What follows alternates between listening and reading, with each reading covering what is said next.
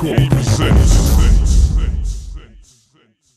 What's happening, people? You tuned into the mixtape right now with your girl Amy. You know it's the only place to be on a Thursday night, so don't go nowhere. Here's what's coming up on the show.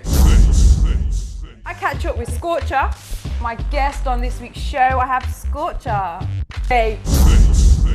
Hey people, welcome to the mixtape. My guest on this week's show, I have Scorcher. Welcome to the show. What's up? How you doing? Now I want to start off by talking about why do they call you Skywalker? Skywalker, you know, it's a nickname that came from a lyric referencing Luke Skywalker, and it just stuck and it just stayed. Yeah, that was and it. Scorcher?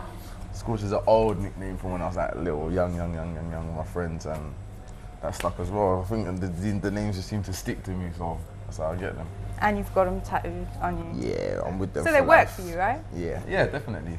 I ain't got much choice now. Let's talk about Concrete Jungle. Now I want to know firstly, why did you decide to call your album Concrete Jungle? Because I think just the name, the title just reflected like the way I was feeling, the way I was viewing like where we lived and things we go through, and I was just everything at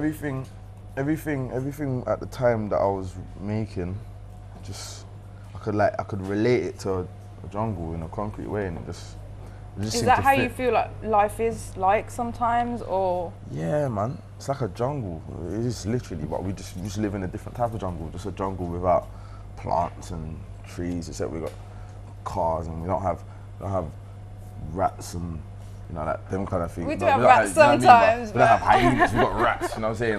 Like the rats we have are like people. You know what I'm saying? So that's just feels like what we got, man. Predators and prey, but just in a concrete sense. And what kind of feedback have you had from the album? It's been really good, man. Just like the feedback's just like, like normally a lot of people they put out an album, they do all the promo, whatever, and then it's just a big relax.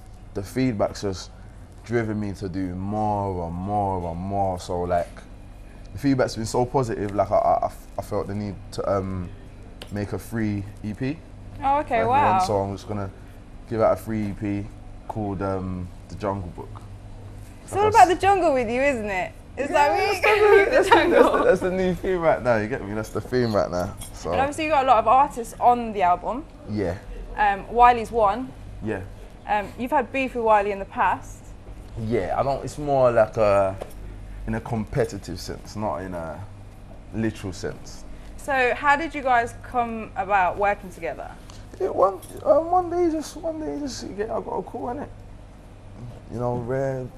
Saying, well, the mature thing, innit? Obviously we're all better together than apart, unity is the key right now, I think. And obviously you have to work together to keep the music movement, moving. Most definitely, I think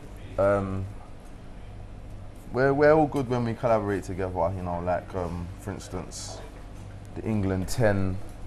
I did lip syncing. Skepta made the beat. A lot of people don't know.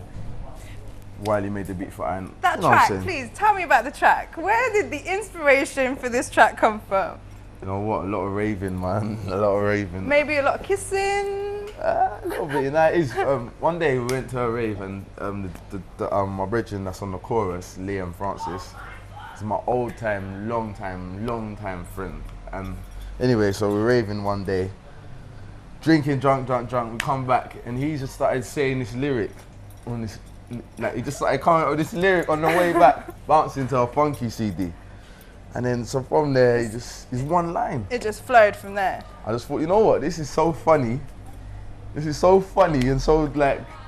what you'd be on when you was drunk. I found Skepta, got a beat, did the rest, that was it. Bam, bam, bam, one day in the studio, done it like that. And then just let it out. There weren't even no intentions of no video or anything like that. It was more, we were making it for us, like my set of friends, like, oh, raw. It's quite fun to watch though as well. Yeah, man. It's got like a nice kind of ring to it. I think where we did it so much for ourselves and for, like our sense of humor and how we would do things in our normal jokey way, I think it came through in the track.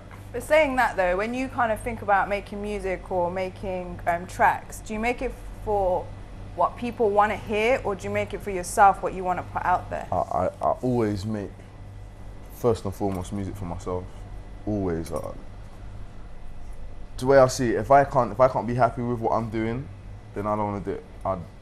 If that was the case, if I was going to do that, I'd go and work in an office, or you know what I mean? I'd do something regimental. I'd do something like that, because I don't first and foremost do music for money or anything like that. It's a release for me. Because obviously in the UK we're getting quite a lot of attention right now because of the UK music scene, artists. Do you think that the sounds be quite repetitive, or is there room for music to escalate to a different level?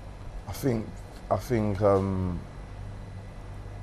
a stage it was getting a bit recycled, but I think now it's spreading, and people are doing, like, for instance, Tiny Temper's new thing is nothing like Tinchy Strider's new thing, of course, and that was nothing like Chipmunk's last thing, and Wiley's got, and I think the sound is just spreading and just going. There's no set pattern. I think we're just making music, credible crossover music. Could you, because obviously looking at artists like Chipmunk, Tinchy, Dizzy, could you see yourself going more towards pop? Yeah, only in the sense that I can see myself making popular music, because I think people often misconstrue the actual meaning of pop. Pop isn't a one sound. Pop is just what's popular. So you can make a drum and bass song, and if everyone likes it, it becomes pop music. So if you go popular, do you reckon that's kind of when people say, oh, you're kind of selling yourself out to what the sound you first came out with? Yeah, I think there's always that group of people that have difficulty understanding what's going on. So it's no problem, you know what I mean? Because anyone that feels like I'd be selling myself out, you're welcome to come and see me on a Sunday at football, as always. You'll see me on my high road, as always. I don't think Scorcher really cares. He's just doing it for himself, and that's what it's about. If I feel happy, I'm proud. That's all that matters, man. So who do you think's doing their thing on the music scene right now? Rich 32. Rich 32. He's got so much coming. It's crazy. He's so sweet. We've had him on the show. Actually, he's kind of one of the first few shows of the mixtape. Yeah, he's always up on stuff early. Yeah.